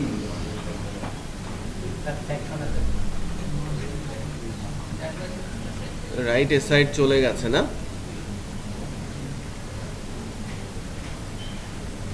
অ্যাসাইডটা কোথায়?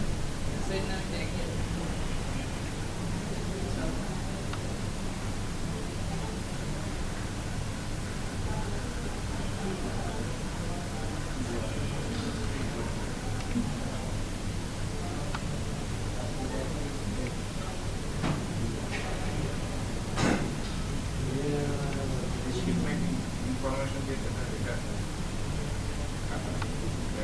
নেটওয়ার্ক কাটা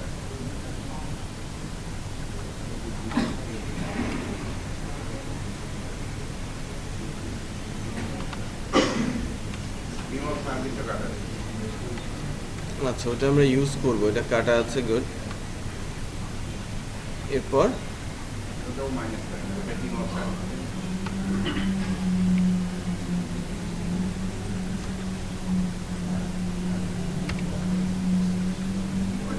এটা ওটার স্পেশাল রিকোয়েস্ট এটা এটা এখান থেকে নিচে পর্যন্ত কাটা হয় না। এটা ওই সাইড বার, তাই না? এটাই তো সাইড বার হিসেবে আছে। এই যে ক্যাটাগরি এখান থেকে এই যে এটা চলে আসছে, কিন্তু সাইড বারে এখানে ডাটাগুলো আসতে হবে। না, সেই সাইড বার অপশনগুলো রয়েছে।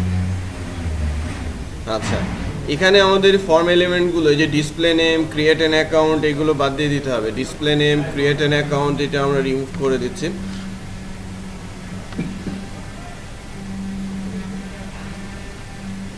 লাইন নাম্বার 207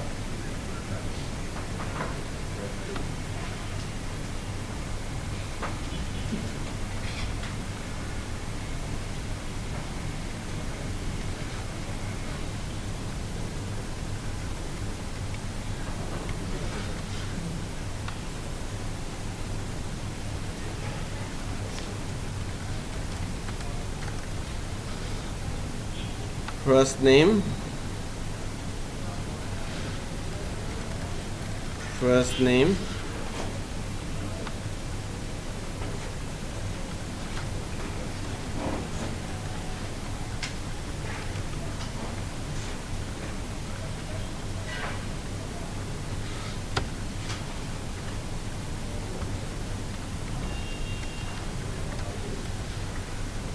last name, নেমটা দেন।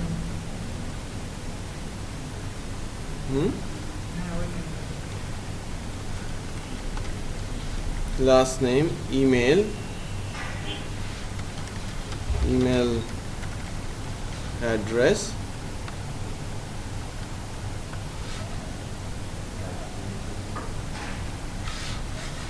password,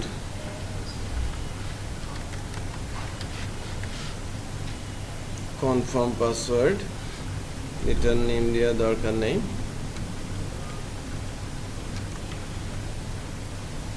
পাসওয়ার্ডের পর আসবে actually address, mobile number, city, country, zip code.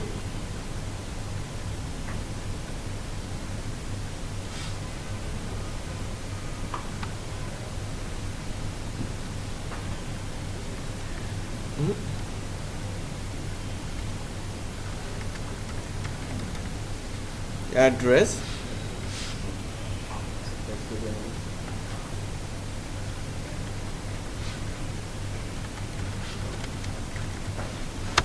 এখন অ্যাকচুয়ালি অ্যাড্রেস নর্মাল ফিল্ড আকারে চলে আসছে।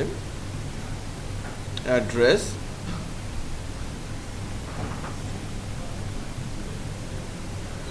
অ্যাড্রেসটা টেক্সট এরিয়া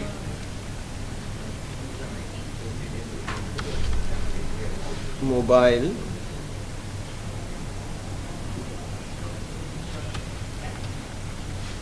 মোবাইল নাম্বার, তারপরে কি আছে, সিটি,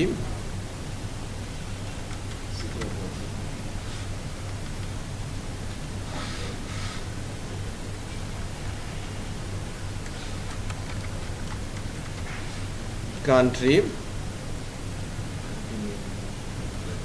এটা ড্রপ ডাউনে আসবে। সিলেক্ট, আমরা যখন করবো তখন ড্রপ ডাউন করে নিব। আমি তো ড্রপ ডাউন যেগুলি দিয়েও করছি, এটা দিয়েও করছি। জাভাস্ক্রিপ্টে একটা ড্রপ ডাউন লিস্ট আমি দেখাবো নেক্সট ক্লাসে।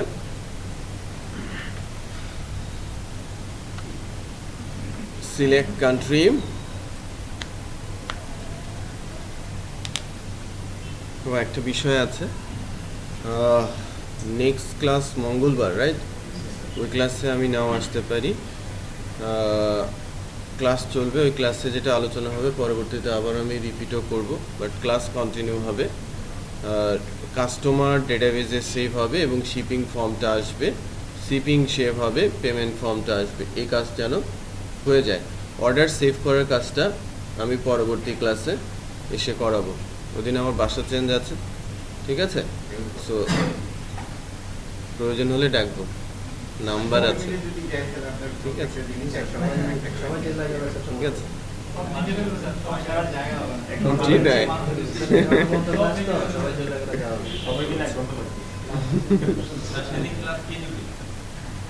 সেদিন ক্লাস হাবিব নেবে, দেখাবো অ্যাজাক্স প্রেজেন্টেশন, অ্যাজাক্সের প্রেজেন্টেশনটা না,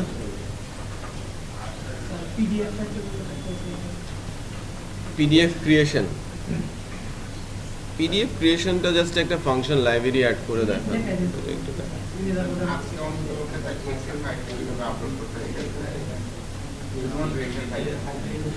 আজকে তো সময় নেই, আজকে সময় নেই। আমি রেজাল্ট বা এটাই করি, মানে রেজাল্টের পর একবারে একটা একটা করে মানুষ করা থাকে।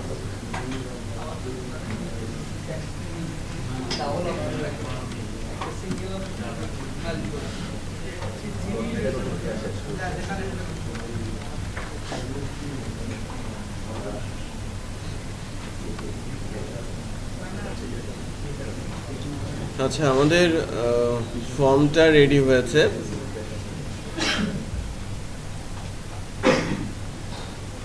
আপনি আমাকে একটা ইমেল করেন, অথবা আমি আপনাকে একটা স্ক্রিপ্ট দিয়ে দিব, আপনাকে পাঠানোর পর আপনি একটা ইয়েতে আপনাদের যে গ্রুপ আছে গ্রুপে আপলোড করে দেবেন যে কীভাবে এক্সেল ফাইল ইম্পোর্ট করতে দেয়া আছে না? এক্সেল থেকে ইম্পোর্ট দিয়েছিলাম না আপনাকে, একটু গ্রুপে দিয়ে দেন তো, আজকেই দিয়ে দেন। হ্যাঁ, একটা এক্সেল একটা লাইব্রেরি ওকে আমি দিয়েছিলাম বেশ কিছুদিন আগে, যে কীভাবে একটা এক্সেল ফাইল আপলোড হয়ে ডেটাবেজে চলে যাবে। হ্যাঁ, ওই ফরম্যাটে ওই লাইব্রেরিটা দেখলে অনেকখানি বোঝা যাবে, তারপরে আমি একটু আলোচনা করবো আর কি। আপনি আজকে গ্রুপে দিয়ে দেবেন। Then first name, last name, email address, password, confirm password, address, mobile, city, country, zip code চলে আসছে। আমাদের এখনো বাটনটা এখানে রেডি নেই, আমাদের বাটনটা রেডি করে নিতে হবে, করসপন্ডিং একটা ডেটাবেস টেবিল তৈরি করতে হবে। ঠিক আছে হাবিব, তো দেখে নেন এখানে যেটা নেক্সট ক্লাসে আপনি যেটা করাবেন সেটা হচ্ছে যে রেজিস্ট্রেশন অপশনে কাস্টমারের রেজিস্ট্রেশন ইনফরমেশনগুলো ডেটাবেসে যাবে। জেসভ্যাল একটা ভ্যালিডেশন দিয়ে দেবেন, কয়েকটা ফিল্ড দেখাবেন, ভ্যালিডেশনটা দেখাবেন। এই কনফার্ম পাসওয়ার্ডের ভ্যালিডেশনটা দেখাবেন, কীভাবে ডুপ্লিকেসি ম্যাচ করা যায়, হ্যাঁ এই ভ্যালিডেশনটা দেখাবেন। আর কাস্টমার রেজিস্ট্রেশন সেভ হয়ে গেলে এখানে কার্ডটা থাকবে, ঠিক আছে, কার্ডটা থাকবে এই পোর্শনটুকু, মানে এই অংশটুকু থাকবে না। যে অংশটুকু যে লগ ইন রেজিস্ট্রেশনের যে পার্টটা অটোমেটিক যখন রেজিস্ট্রেশন হয়ে যাবে কাস্টমার ডেটাবেজে সেভ হয়ে যাবে, কাস্টমারের আইডিটা কাস্টমারের লাস্ট আইডিটা রিটার্ন করে লগ ইন করে দিতে হবে, মানে আইডিটা সেশনে নিয়ে নিতে হবে এবং লগ ইন অবস্থায় থাকবে, রাইট? যখনই কাস্টমার আইডিটা সেশনে যাবে তখনই কি হবে, এই পোর্শনটুকু মানে লগ ইন রেজিস্ট্রেশনের এই পার্টটুকু থাকবে না, এই জায়গায় শিপিং ফর্মটা ডিসপ্লে করবে। শিপিং ফর্মটা কাটা আছে ওটুকু ইনক্লুড করে দিতে হবে। শিপিং সেভ হবে, পেমেন্ট ফর্ম ডিসপ্লে হবে, এতটুকু এনে রাখবেন, ঠিক আছে? আচ্ছা, একদম সহজ কাজ কিন্তু, শুধু ডাটা সেভ, হ্যাঁ ডাটা সেভ, ফর্ম ডিসপ্লে। একটা ছোট্ট চ্যালেঞ্জ আছে, যখন ডেটাবেজে রেজিস্টার্ড ডাটাটা সেভ হবে, লাস্ট আইডিটা তুলে আনার জন্য কোয়েরি আছে। লাস্ট আইডিটা তুলে আনার জন্য কোয়েরি, তো কততম রো আইডি ইনসার্ট হয়েছে সেটা তুলে আনার জন্য কোয়েরি আছে না? হ্যাঁ, ফাংশনটা ধরে এটা তুলে নিয়ে আসতে হবে, হ্যাঁ লাস্ট আইডিটা ডেটাবেস থেকে। হ্যাঁ ফাংশনে আছে, লাস্ট আইডিটা রিটার্ন করে রেখে দেবেন। হ্যাঁ ইনসার্ট আইডিতে তো আমরা কোডিগনেটরে করেছি, আর এখানে একটা কোয়েরি ল্যাঙ্গুয়েজের ফাংশনে আছে যে যেটা ফাংশনটা কল করলে লাস্ট আইডিটা আমাকে রিটার্ন করে দেবে, বুঝতে পেরেছেন? ওই আইডিটাই সেশনে রেখে দিতে হবে, যখনই সেশনে আমরা আইডিটা পাবো তখনই লগ ইন রেজিস্ট্রেশন এখানে আর থাকবে না, কার্টে এখানে চলে আসবে কি শিপিং ফর্মটা, ঠিক আছে?